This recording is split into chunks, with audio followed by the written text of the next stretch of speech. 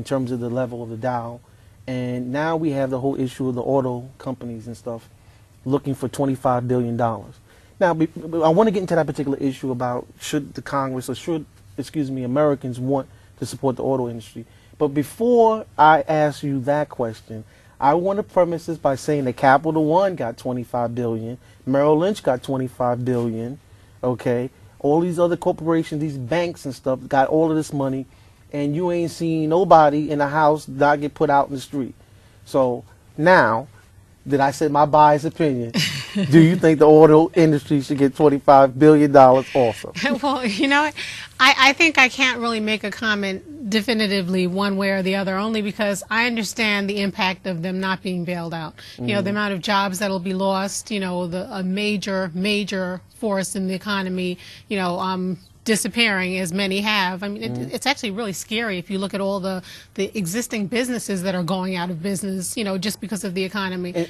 And that's exactly the point, because people are talking about the auto industry is going to go out of business. No, the suppliers, you have tire makers, you have part makers, and you got people that produce products around the world that are going to be affected. So it's not just America. Yeah, and when you have situations like the auto industry where they have assembly plants and people who relied on this without any, you know, higher education, this is just this is what they picked as their career to support their families, and then if this disappears, where can they go? It is really devastating, and I think that you have to look at it. On the other hand, I understand the point of some of the people who are looking at it saying, okay, you all flew in on jets, you know, that cost 10 times the price of a first-class ticket in order to fly here to ask for money. What's wrong with this picture? And that's what I think the huge problem is, where there has to be some sort of accountability. People have to understand, just like other corporations who spent money, you know, got money and spent money a little frivolously. Did you ask the banks when they came and asked for money, did they fly in on jets? See, I think the Congress is being hypocritical. I'm sorry, Larry. They're being very hypocritical. And the Congress was begging, and like I said on the last show, if you watched it, and I laid out the statistics for you, the bailout was being begged for 9 months before it actually happened, which means these banks and these other people knew that they were in bad shape. What plan, like Congress says today, that they have to come with a plan to show why they should be giving the money. Did they say that to the banks? What plan did the banks have to present? It's hypocritical. I'm sorry. Well, I think the banking industry is a little bit different. I mean, I understand the whole impact of big business is big business, but the banking industry, because you were talking about the credit, you know, and how this was trickling down to individuals. You know, like I said, the auto industry is going to affect those people who work there, like you said, the suppliers, people who work for the suppliers, et cetera, that may go out of business because they don't have the support. But the banking industry, that whole credit situation was tied into so many. It was tied into businesses. Okay. It was tied into individuals trying to buy homes, individuals trying to sell homes. And what have these banks have done? These banks are talking about taking the money and consolidating and buying other banks. Where is the credit situation relieved itself that is better now than what it was before? No, it hasn't. But no, you see? Exactly. It's hypocritical, and these people begged for the money 9 months ago. Okay, they spent millions of dollars lobbying Congress for this bailout.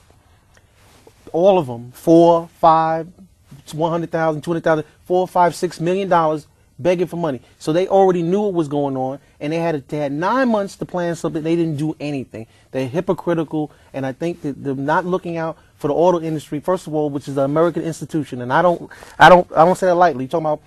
You're talking about displacing thousands of people. You talk about a lot of black people who are doing quite well in those industries, in Ohio and in Michigan. And then the other part that really pissed me off is they try to blame labor for it. I'm like, are you joking? Because they're paying somebody $71 versus Toyota paying somebody $47 because they don't have unions in their shop, and they pay people by salary hour instead of paying somebody. The unions, first of all, the unions are one of the reasons why we have some of the benefits we have of the 5-day work week, some of the holidays people get off. Don't put it on the unions. Don't put it on the UAW and stuff, because UAW didn't decide what product to produce. They wasn't making management decisions. They came in and worked every day to produce the product that you said with the public wanted, which you were wrong about. They didn't say anything about the hundreds of thousands of white-collar workers that are making much more than the UAW people are making and stuff. So I'm pissed off about that. They're liars. And if you're going to present the facts, talk about all those people that had been making $100,000 sitting there designing stuff in offices, not what the UAW people are doing, because they're not the reason why why the product is not selling. It's you idiots and stuff that didn't have a plan, you kept producing product that people didn't want. Well, you make a very good point in terms of what has happened since the banks have been... I'm sorry, I'm a big union person. I'm sorry. I don't apologize for being a union person. My dad was, and I certainly am, and I'm not going to let the unions be scapegoated for what the companies didn't do. Yeah, well, you make a very good point about the lack of, about the platform around a lack of oversight, because one of the things is if you are going to bail these companies out, they should have some sort of projection. We don't know what the economy is going to bring, but they should have some sort of projection and some sort of way to gauge whether or not they are moving in the right direction. That's why we have such a concern over just giving money and not really being able to see what's happening with it. Because, you know, unfortunately, and this is the somewhat elitist mentality, unfortunately, people get accustomed to certain modes of living and they don't want to change no matter what.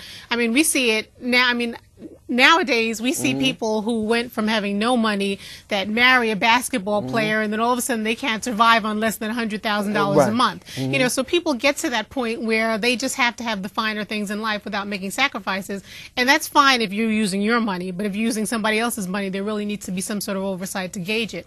On your point about the unions, I agree with you totally. I mean, unions have been very beneficial in terms of making sure that the proper, you know, conditions exist, that people get the proper amounts of money and increases in health benefits, which is, you know, one of the reasons why we have problems with some of the unions that, you know, the MTA and stuff, where even when they feel like they're being, you know, put upon, they can't strike because of the whole, you know. Ever since Reagan and when he broke the traffic, what was it? I forgot the traffic. What was it? The Air traffic controller? Air traffic controller union and stuff. They've been anti-union sentiment within the United States or whatever